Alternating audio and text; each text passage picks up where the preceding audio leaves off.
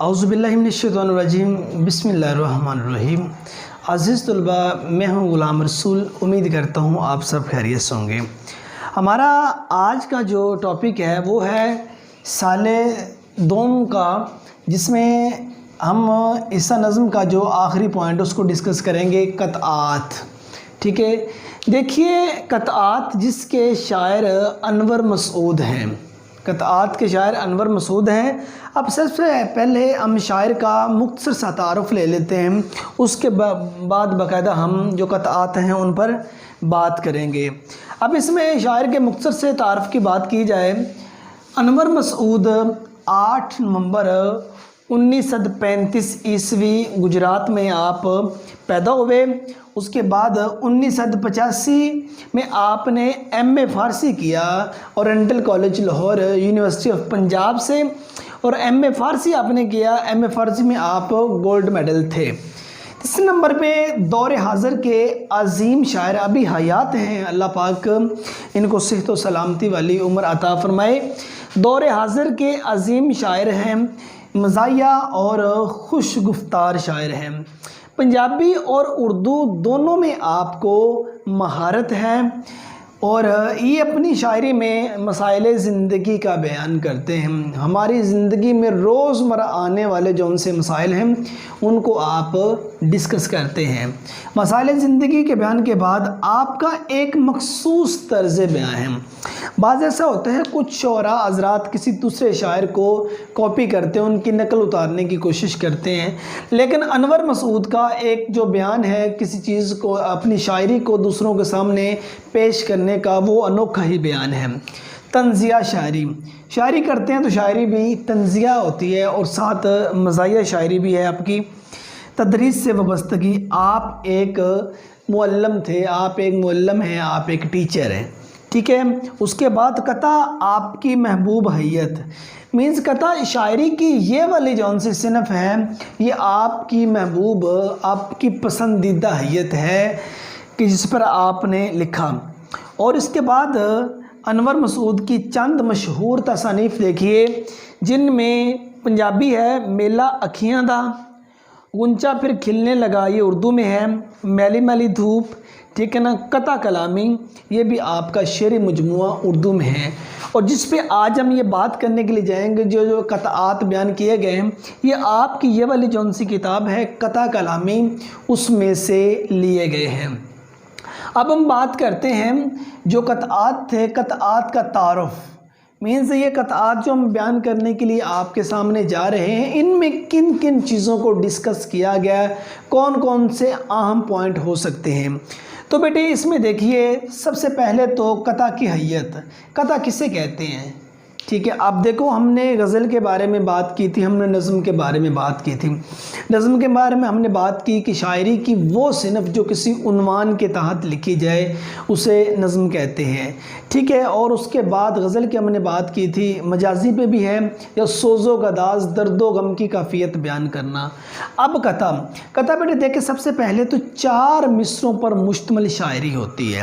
4 مصروں پر مشتمل شاعری کو قطع کہا جاتا ہے، اور قطع کی جو اصل پہچان ہے، اس کا دوسرا اور چوتھا مصرع یہ ہم قافیہ ہوتا ہے۔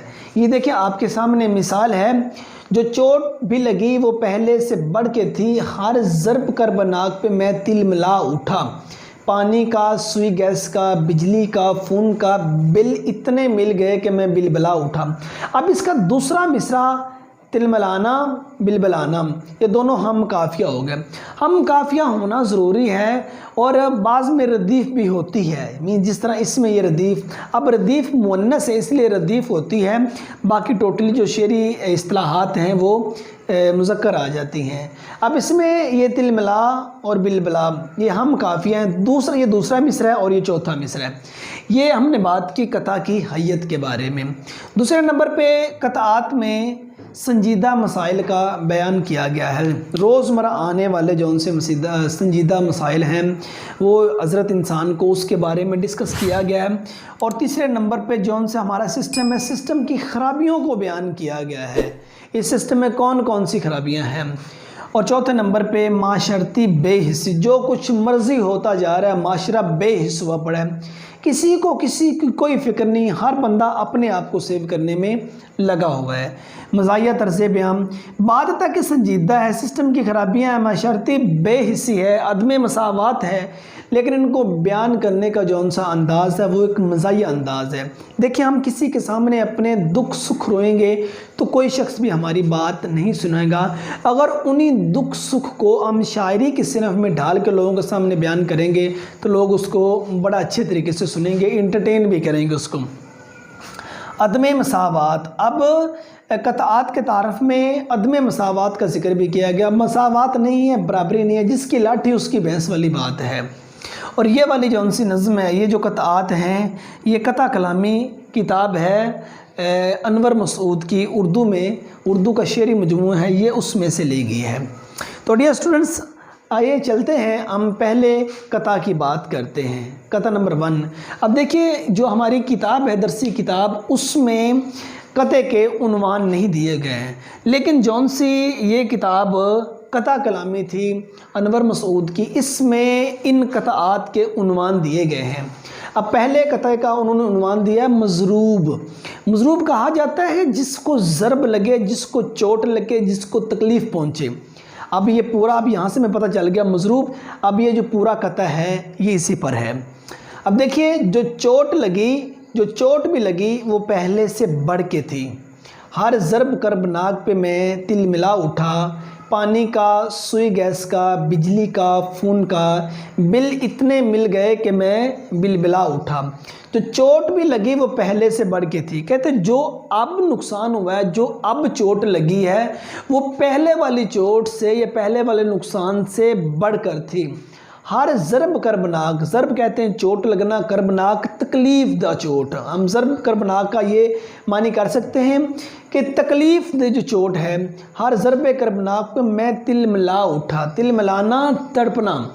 कहते हैं कि जो अब चोट लगी है वो पहले वाली चोट से बढ़ के थी। जो अब ज़ख्म है, उसका जो घाव है वो पहले वाले ज़ख्म से ज़्यादा है, जिसकी तकलीफ़ की शिद्दत से मैंने तड़पना शुरू कर दिया, जिसकी तकलीफ़ की शिद्दत से मैं तड़प उठा। अब वो तकलीफ़ क्या थी? पानी का, सुई गैस का, बिजली का, फ़ोन का बिल इतने मिल गए कि मैं बिलबिला उठा। कहते हैं पानी का, सुई गैस का, बिजली का, फ़ोन का मुझे इतने बिल मिल गए हैं कि मैं बिलबिला उठा। बिलबिलाना बेकरारी से रोना। अब इसका बामुहावरा आप मफ़हूम देखिए। पानी, बिजली, सुई गैस और टेलीफोन जैसी बुनियादी सहूलतों के यूटिलिटी बिलों की अदायगी आवाम के लिए मुश्किल से मुश्किल तर होती जा रही है। देखिए, हमने बरसगीर पाको हिंद में ये सल्तनत एक अलहदा किस लिए हासिल की थी कि यहाँ हम अमन सुकून की ज़िंदगी गुजार सकें, हम पे जुल्मों सितम ना हों। हम पे जो सबसे ज़्यादा जुल्म सितम बरसगीर पाको हिंद में थे वो मुसलमानों पे किए जा रहे थे। हमने ये सल्तनत अलहदा से ढूंढ ली, ठीक है। और जब तक मोहम्मद अली जना ज़िंदा रहे हैं तब तक मुल्क कदरे बेहतर था, ठीक है ना। तो अब देखें उसके बाद ये जो मज़लूम राया है, इन पे क्या क्या जुल्म किए जा रहे हैं। एक इंसान का ज़रिया मुआश जो है वो कम है, ज़रिया मुआश नहीं है, लेकिन ये जब चीज़ें उसके सर पड़ती हैं, पानी का, सुई गैस का, बिजली का, फ़ोन का, ये जब बिल उसके सर पड़ते हैं, उस वक़्त इंसान को क्या करना है? उसने रोना नहीं है, बिलबिलाना नहीं है, तो और क्या करना है। और बसा औक़ात तो लोग इन चीज़ों को देखकर अपने आप को मौत के घाट उतार लेते हैं। देखिए, हमारा ताल्लुक़ जिस सियासत में हम रह रहे हैं, ये एक तरक्की पजीर मुल्क है, तरक्की याफ्ता नहीं है। अतः कि तरक्की याफ्ता ममालिक में ये जो चार चीज़ें हैं ये गवर्नमेंट की तरफ से होती हैं। ان کی اپنی طرف سے نہیں ہوتی، لیکن جو ان سے ہم ہیں، ہمارا تعلق ایک ترقی پذیر ملک سے ہے۔ ترقی پذیر ملک سے جب ہمارا تعلق ہے تو یہ والی چیزیں ہمیں خود کو بیئر کرنا پڑتی ہیں، ٹھیک ہے۔ اور یہ چیزیں دیکھو وقفے سے ہیں۔ پھر اب پہلے 1 تاریخ سے لے کے 10 تاریخ تک اس میں 1-2 بل آ گئے، پھر 11 تاریخ سے لے کے 20 تاریخ تک تیسرا بل آ گیا، اب 20 تاریخ سے لے کر 21 تاریخ سے لے کر 30 تک، اسی طرح جس طرح وقفے کے ساتھ بل آتے جاتے ہیں، اسی طرح انسان بل بلانا شروع کر دیتا ہے۔ جس کو پیٹ کے لالے پڑے ہوں، کسی بھوکے سے پوچھا گیا نا کہ 2 اور 2 کتنے ہوتے ہیں، اس نے کہا صاحب 4 روٹیاں، ٹھیک ہے۔ اب جس کو پیٹ کے لالے پڑے ہوں، جب یہ چیزیں اس کے سامنے آ جائیں، پانی کا، سوئی گیس کا، بجلی کا، فون کا، یہ بل جب اس کے سامنے آ جائیں تو سوچیں وہ شخص زندگی کیسے گزارے گا۔ یہاں مضروب ایک چوٹ جب کسی غریب کو لگتی ہے، اس قطعے کے بارے میں یہاں بات کی گئی ہے۔ اب اس میں دیکھیے حوالہ جاتی شعر، پانی کا جو بل آیا تو میں آب تھا، ٹھیک ہے نا۔ دیکھیں پانی کی بات کی گئی، پانی کا جو بل آب ہونا، پانی ہو جانا، کتنی خوبصورتی کے ساتھ یہ شعر کو بیان کیا گیا۔ شعر میں ان چیزوں کو بیان کیا گیا ہے۔ پانی کا جو بل آیا تو میں آب تھا، جب پانی کا بل آیا تو اس وقت میں پانی ہو گیا، میز پسینہ اس قدر مجھے آیا۔ بجلی کے بل کو دیکھ کے جھٹکا لگا مجھے، کیونکہ بجلی سے انسان کو جھٹکا لگتا ہوتا ہے۔ کسی لوگ کہتے ہیں بجلی کے بل کو دیکھ کے جھٹکا لگا مجھے، سونگا کچھ ایسے گیس کا بل ہوش اڑ گئی، کیونکہ گیس سونگتے ہیں، سونگنے سے گیس کا پتہ چلتا ہے۔ کہتے ہیں سونگا کچھ ایسے گیس کا بل کہ ہوش اڑ گئے، باتوں کے بل سے موت کا کھٹکا لگا مجھے۔ باتوں کا بل مینس فون کرتے ہیں، یہ باتوں کا بل ہی ہوتا ہے۔ تو بڑی خوبصورتی سے بیان کیا کہ پانی کا جو بل آیا تو میں آب تھا، بجلی کے بل کو دیکھ کے جھٹکا لگا مجھے، سونگا کچھ ایسے گیس کا بل ہوش اڑ گئے، باتوں کے بل سے موت کا کھٹکا لگا مجھے۔ یہ اس کا حوالہ جاتی اشعار تھا۔ دیکھیں اب اس میں مضروب ہم نے اس کو عنوان لے لیا، اس میں جون سی باتیں بھی بیان کی گئی ہیں وہ ہمارے اخراجات بیان کیے گئے ہیں، جس کو ہم اچھے طریقے سے ادا نہیں کر سکتے۔ جو اخراجات ہمارے ہیں، بجلی کا بل ہے، سوئی گیس کا ہے، پانی کا ہے، سوئی گیس کا ہے، بجلی کا ہے، فون کا ہے، یہ ایسے بل ہیں جن کو اگر ادا نہ کریں تو ان سہولیات سے ہم محروم ہو جاتے ہیں۔ جب ان سہولیات سے محروم ہو جائیں تو زندگی امن سکون کی نہیں گزار سکتے۔ اب دونوں طریقوں سے زندگی بے چین ہوگی، اگر نہیں ادا کر سکتے تو پھر بھی بے چین ہے، اگر ادا کرنے پہ آ جائیں تو صبح سے لے کے شام تک کوہلو کے بیل کی طرح ہمیں لگنا پڑتا ہے، اس کے بعد جا کے ان چیزوں کو ہم پے کر سکتے ہیں۔ اب دوسرا کتاب دیکھیے جس میں جنگل کے قانون کی بات کی گئی، صرف وہاں کتاب پہ قطعہ نمبر 2 دیا ہوا ہے، لیکن عنوان اس کا جنگل کا قانون بنتا ہے۔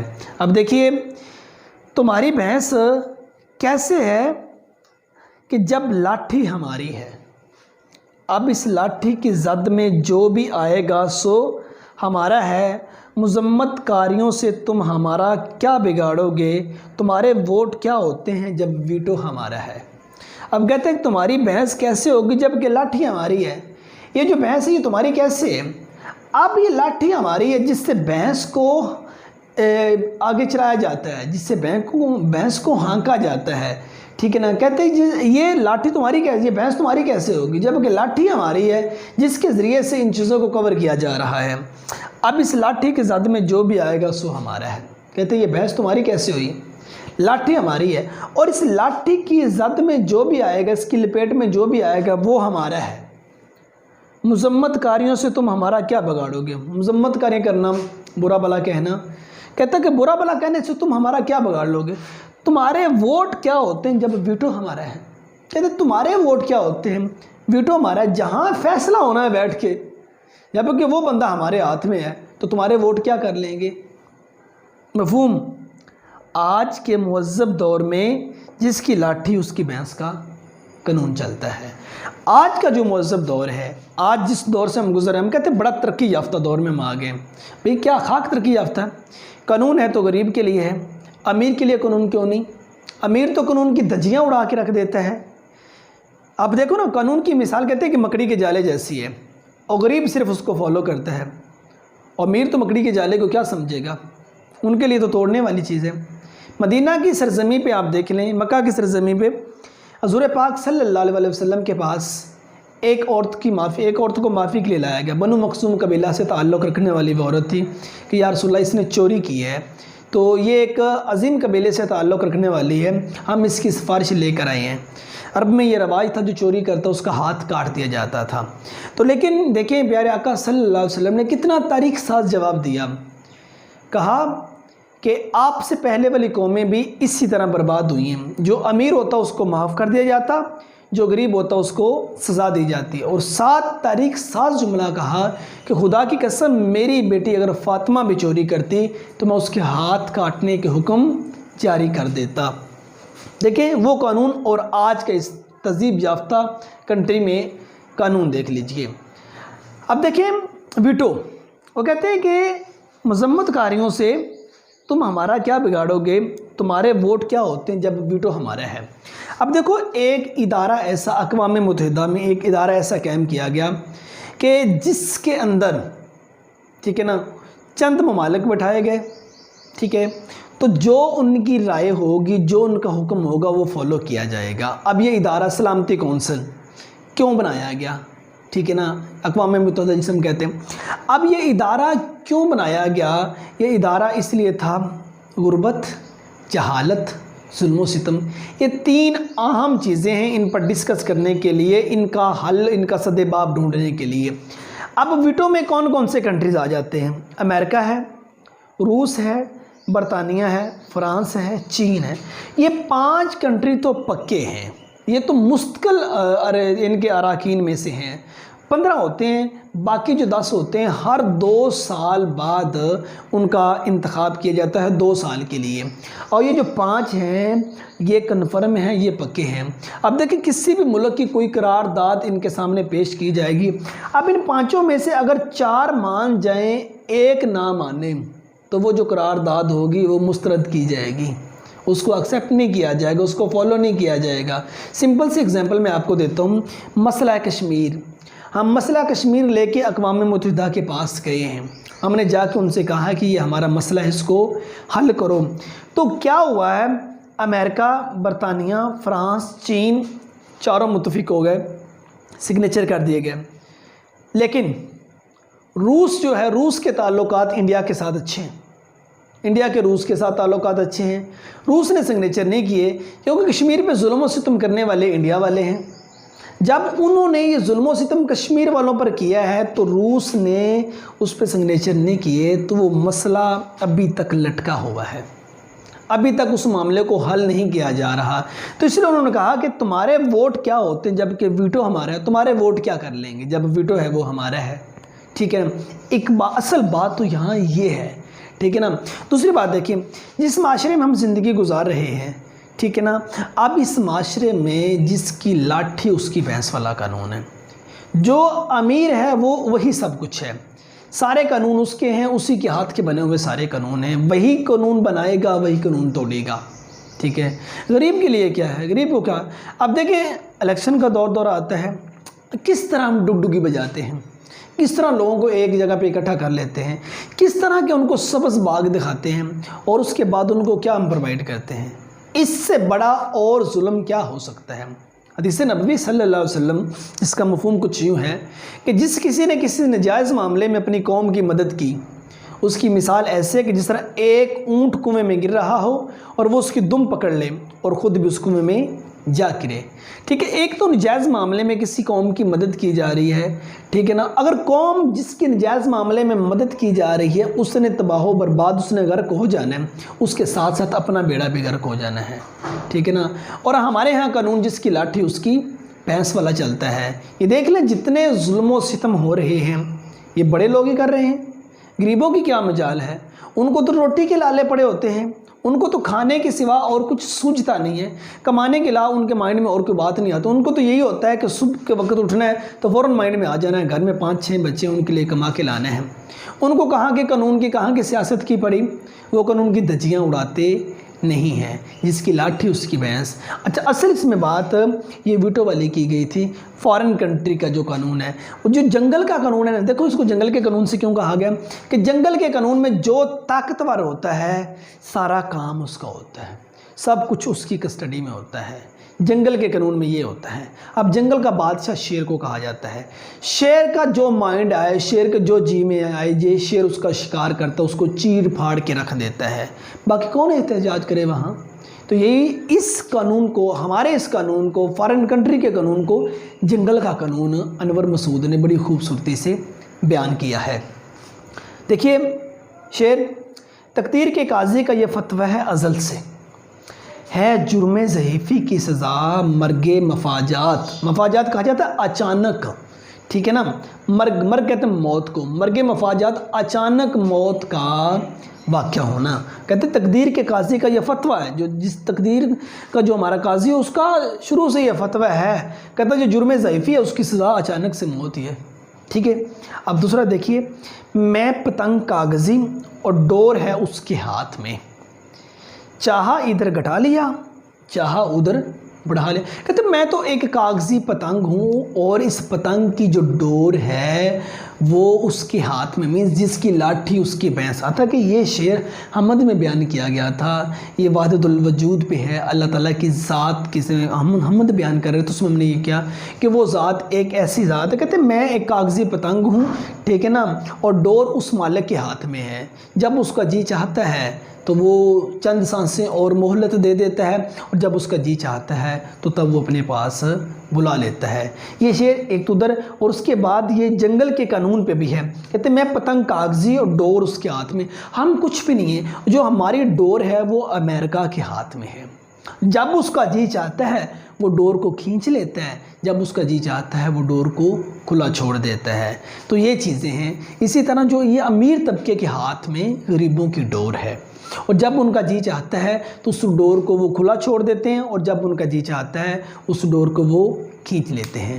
تو ڈیئر اسٹوڈنٹس, اس لیکچر میں ہم نے سب سے پہلے تو شاعر کا تعارف انور مسعود کا, دوسرے نمبر پہ قطعات کا تعارف, 2 باتیں. تیسرے نمبر پہ ہم نے قطع 1 مضروب جس پہ چوٹ لگی ہو, اور اس کے بعد قطع نمبر 2 جنگل کا قانون. ٹھیک ہے, یہ ہم نے 2 قطعوں پہ بات کی, شاعر کے تعارف پہ اور قطعے کی تعارف پہ ہم نے بات کی. تو امید ہے اس لیکچر کی, اس ویڈیو کی آپ کو سمجھ آ گئی ہوگی. اب نیکسٹ ویڈیو میں ملتے ہیں, تب تک اجازت دیجیے. فی امان اللہ.